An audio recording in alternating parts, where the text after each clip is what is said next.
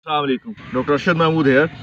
इस वीडियो के अंदर हम एक बड़े कॉमन मैसेज को डिस्कस करेंगे जो अक्सर आपको मेडिसिन के ऊपर लिखा हुआ नज़र आता है कि जो है अद्वियात को बच्चों की पहुंच से दूर रखें। तो हम देखते हैं कि इसकी साइंटिफिक लॉजिक क्या है। आपको पता है कि जो मेडिसिन, चाहे वो एंटीबायोटिक हो, पेन किलर हो, या कोई भी मेडिसिन हो, वो बेसिकली एक केमिकल हैं जो हम बॉडी के अंदर लेके जाते हैं। जहाँ उसके फ़ायदे हैं वहाँ उसके नुकसानात भी हैं। अगर आप उसको एक ख़ास मकदार से ज़्यादा लेंगे तो आपकी बॉडी को वो नुकसान पहुंचाते हैं, उनके साइड इफ़ेक्ट्स होते हैं।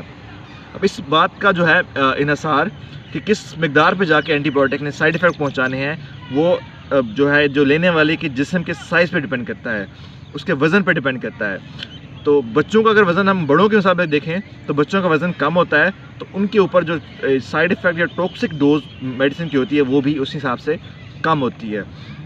मिसाल के तौर पे हर मेडिसिन का एक ख़ास लेवल है, ख़ास मकदार है, जिससे ज़्यादा अगर आप लेंगे तो उसमें साइड इफ़ेक्ट आएंगे। अगर हम पैनाडोल की बात करें, जो सबसे कॉमन हमारे घर में इस्तेमाल होने वाली दवाई है, तो उसको अगर आप 150 मिलीग्राम पर किलोग्राम के हिसाब से ज़्यादा मेडिसिन आप ले लेते हैं, पैनाडोल मतलब हर किलो के हिसाब से 150 मिलीग्राम ज़्यादा उससे डोज बन जाती है उसकी, तो उसके अंदर साइड इफ़ेक्ट्स आएंगे। मिसाल के तौर पे अगर एक बच्चा है जिसकी उम्र 2 साल है, उसका 10 किलो वज़न है, वो चलते फिरते 3 गोलियां पैनाडोल खा लेता है, तो उसको हम कैलकुलेट करते हैं कि उसकी डोज़ टॉक्सिक है कि नहीं है। 10 किलो का वज़न है तो उसकी टॉक्सिक डोज़ जो बनती है वो डेढ़ ग्राम बनती है। पैनाडोल की गोली के अंदर जो है वो 500 मिलीग्राम होता है, तो 3 गोलियाँ मतलब डेढ़ ग्राम हो गया उसका। तो ये 3 गोलियाँ उसके लिए टॉक्सिक डोज़ हैं। टॉक्सिक डोज़ पैनाडोल जैसी जो आम इस्तेमाल होने वाली और सेफ़ दवाई है, जब टॉक्सिक डोज में उसको लिया जाए तो ये जिगर को फेल करा देती है और बच्चों में अंदर अमवात का बायस भी बन सकती है। इसी तरह आप सारी दूसरी मेडिसिन देख लें।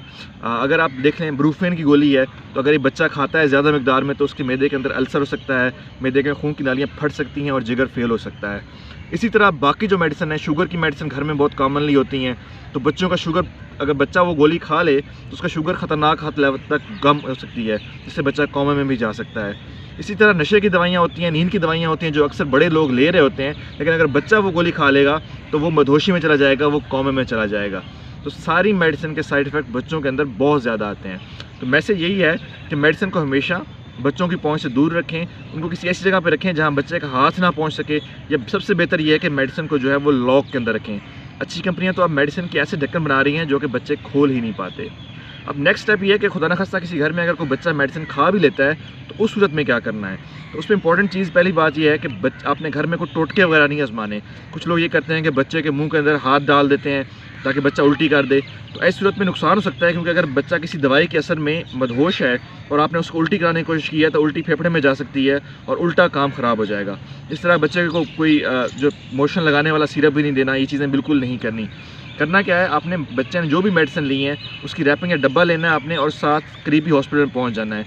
डब्बा या रैपिंग बहुत ज़रूरी है, क्योंकि डॉक्टर को पता चलेगा कि कौन सी मेडिसिन बच्चे ने ली है और किस मकदार में ली है, ताकि उसके मुताबिक आगे वो इसका इलाज करेगा।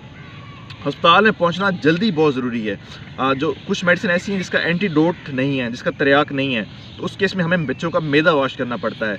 तो जो रिकमेंडेशंस ये हैं कि अगर बच्चा आपके पास 1 घंटे के अंदर आता है तो आप उसका मैदा वॉश करें। अगर उसके बाद आता है तो मैदा वॉश करने का फ़ायदा नहीं होता, क्योंकि मेडिसिन उस टाइम तक जज़ब होकर खून के अंदर शामिल हो चुकी होती है। तो पहली फुर्सत जल्दी में जल्दी विदिन 1 आवर आपने हॉस्पिटल में पहुँचना है। मेडिसिन की जो रैपिंग वगैरह है या डब्बी है जो भी है वो ले के साथ जानी है, और जो बंदा ले रहा है उससे पूछ लें कि कितनी गोलियां बची हुई थी इसके अंदर, ताकि डॉक्टर के लिए आसानी हो कि वो देखे कि जो उसने बच्चे ने मेडिसिन खाई है वो कौन सी है, कितनी डोज में खाई है, और क्या ये टॉक्सिक डोज है या नहीं है, और क्या उस मेडिसिन का एंटीडोट अवेलेबल है कि नहीं है। दूसरों को भी ये मैसेज पहुंचाएं। Thank you.